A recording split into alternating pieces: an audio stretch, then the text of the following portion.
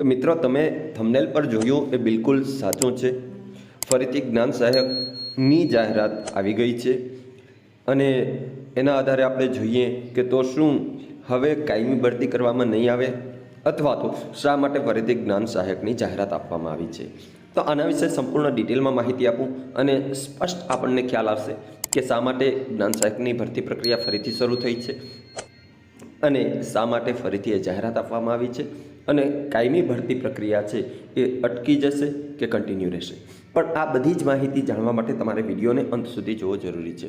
તો નમસ્કાર મિત્રો, દર્પણ એકેડેમીની યુટ્યુબ ચેનલ પર આપ સૌનું સ્વાગત છે કે જ્યાં તમને મળે છે શૈક્ષણિક વિડીયો તેમજ સરકારી ભરતીને લગતી તમામ માહિતીની લેટેસ્ટ અપડેટ। માહિતીની શરૂઆત કરું એ પહેલાં આપ જો અમારી ચેનલ પર નવા હો તો ફટાફટ ચેનલને સબસ્ક્રાઇબ કરો અને બાજુમાં રહેલું બેલ આઇકન દબાવી દો।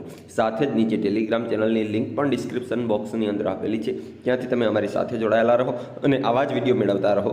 અને જો આપને વિડીયો પસંદ આવતા હોય તો વિડીયોને લાઇક કરી દો અને આપના મનમાં જો કોઈ પણ પ્રકારના ભરતી બાબતના પ્રશ્નો, ટેટ કે ટાટ અથવા તો અન્ય કોઈ પણ પ્રશ્નો ઉદ્ભવતા હોય શૈક્ષણિક ભરતી પ્રક્રિયાના તો અમને કમેન્ટમાં કરી શકો છો। તો શા માટે જ્ઞાન સહાયક ફરીથી આવી ગઈ છે અને હવે આગળ શું પ્રક્રિયા થશે એ તમામ માહિતી ચાલો ફટાફટ આપણે શરૂ કરીએ। તો પહેલાં હું તમને ઓફિશિયલી જાહેરાત બતાવું અને ત્યારબાદ આપણે વાત કરીશું કે શા માટે આ જાહેરાત આપવામાં આવી છે અને આગળની પ્રક્રિયા કાયમી ભરતી પ્રક્રિયાને આની કોઈ ઇફેક્ટ થશે કે નહીં।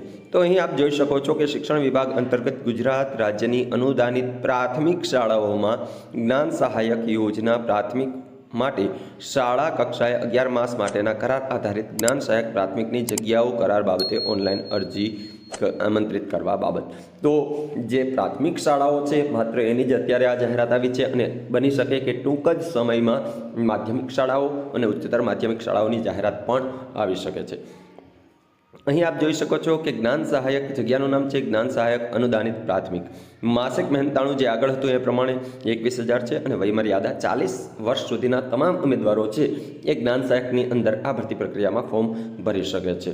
આગળ આપણે જોઈએ શિક્ષણ વિભાગ અંતર્ગત ગુજરાત રાજ્યની અનુદાનિત પ્રાથમિક શાળાઓમાં જ્ઞાન સહાયક યોજના પ્રાથમિક માટે શાળા કક્ષાએ 11 માસ માટે કરાર આધારિત જ્ઞાન સહાયક પ્રાથમિકની જગ્યાઓની ભરતી માટે પસંદગી યાદી તૈયાર કરવા માટે યોગ્ય લાયકાત ધરાવતા ઉમેદવારો પાસેથી ઓનલાઈન અરજીઓ મંગાવવામાં આવે છે। એટલે કે ઉમેદવારોને અહીં ટૂંકમાં કહું તો ઓનલાઈન અરજીઓ કરવાની વાત છે। ઉપરોક્ત જગ્યાઓ માટેની ઉમેદવારની વયમર્યાદા ઓનલાઈન અરજી કરવાની છેલ્લી તારીખ સુધી માન્ય રહેશે। એટલે 40 વર્ષ છે એ અરજી કરવાની છેલ્લી તારીખ સુધી માન્ય રહેશે।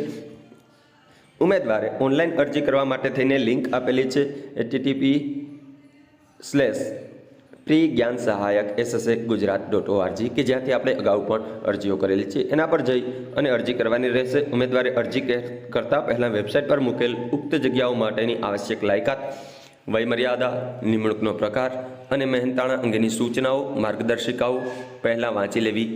આ અરજીઓ રાજ્ય કક્ષાએ, જિલ્લા કક્ષાએ રૂબરૂ ટપાલ કે કુરિયર દ્વારા સ્વીકારવામાં આવશે નહીં। તદુપરાંત આવી મોકલેલી અરજીઓ માન્ય ગણાશે નહીં। ઉમેદવારે પ્રમાણપત્રોની ખરાઈ માટે જ્યારે પણ રૂબરૂ બોલાવવામાં આવે ત્યારે ઓનલાઈન કરેલ અરજીની પ્રિન્ટ સાથે જરૂરી પ્રમાણપત્રોની એક ઝેરોક્સ નકલ, પાસપોર્ટ સાઇઝનો ફોટોગ્રાફ તેમજ ચકાસણી માટે અસલ પ્રમાણપત્રો સાથે હાજર રહેવાનું રહેશે। હવે વાત કરીએ આપણે ઓનલાઈન અરજી કરવાની તારીખ કે ક્યારથી આ જ્ઞાન સહાયક ભરતી પ્રક્રિયા માટેની તમે વેબસાઇટ ઉપરથી ઓનલાઈન અરજી કરી શકો છો। તો ઓનલાઈન અરજી કરવાની તારીખ છે 5/12/2024 ગુરુવાર બપોરના 2 કલાકથી શરૂ થશે અને અંતિમ તારીખ એટલે કે છેલ્લી તારીખ છે 12/12/2024 ગુરુવાર।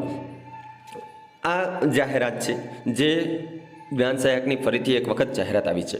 હવે આ જાહેરાત શા માટે આવી છે અને આની અસર આપણી કાયમી ભરતીમાં થશે કે નહીં તેની વાત કરીએ તો એ પહેલાં આપ વિડીયો પસંદ આવ્યો હોય તો લાઈક કરી દો અને આ માહિતી આપના મિત્રો સુધી પણ શેર કરી દો, જેથી કરીને અમે પણ મોટિવેટ થતા રહીએ અને આવા વિડીયો, આવી માહિતી આપના સુધી પહોંચાડવા મહેનત કરતા રહીએ। તો જે જ્ઞાન સહાયક પ્રાથમિકની ભરતી પ્રક્રિયા હતી મિત્રો એ 11 માસ એના પૂર્ણ થવા જઈ રહ્યા છે। હવે જ્યારે 11 માસ પૂર્ણ થવા જઈ રહ્યા છે તે અંતર્ગત ત્યાં જેટલા પણ ઉમેદવારો છે એ તમામ ઉમેદવારોને હવે છૂટા કરવામાં આવશે, કારણ કે 11 મહિના પૂર્ણ થતાં જ ઉમેદવારો છે એને છૂટા કરવાની વાત અગાઉ કરેલી હતી। હવે તમે જે શાળામાં છો, તમને એમ હોય કે હું જ્ઞાન સહાયકમાં ઓલરેડી છું જ, તો મારે અરજી કરવાની કોઈ જરૂર નથી, તો એવા તમામ ઉમેદવારોએ પણ આ ભરતી પ્રક્રિયા અંતર્ગત અરજી કરવાની રહેશે. કારણ કે જો એને ફરીથી જ્ઞાન સહાયકમાં જવું છે તો નવી અરજી કરવી પડશે. જૂની અરજી રિન્યૂ કરવાની અહીં કોઈ વાત નથી. હા, શાળા કક્ષાએથી રિન્યૂ થાય તો થઈ શકે છે.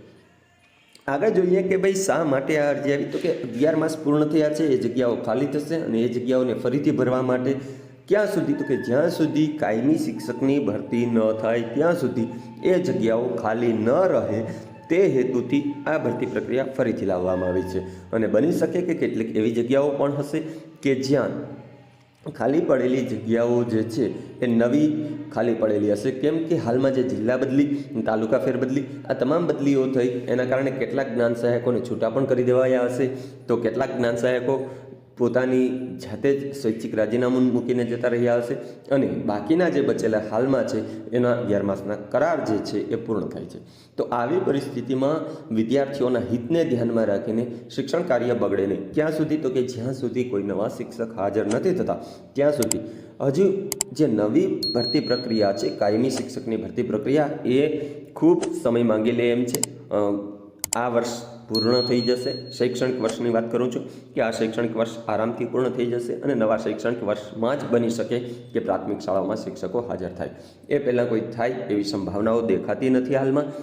સમય અવધિ માટેનો જે વિડીયો જો આપની કમેન્ટ્સ આવશે કે ક્યાં સુધીમાં ભરતી પ્રક્રિયાઓ પ્રોપર પૂર્ણ થાય અને એના પાછળના કારણો શું હોઈ શકે, એ માહિતી જો આપ જાણવા માંગતા હોય તો નીચે કમેન્ટ કરજો અથવા તો આપના કોઈ પણ પ્રશ્ન કમેન્ટ કરજો. અમે એ પ્રશ્નો ઉપર વિડીયો બનાવી આપશું.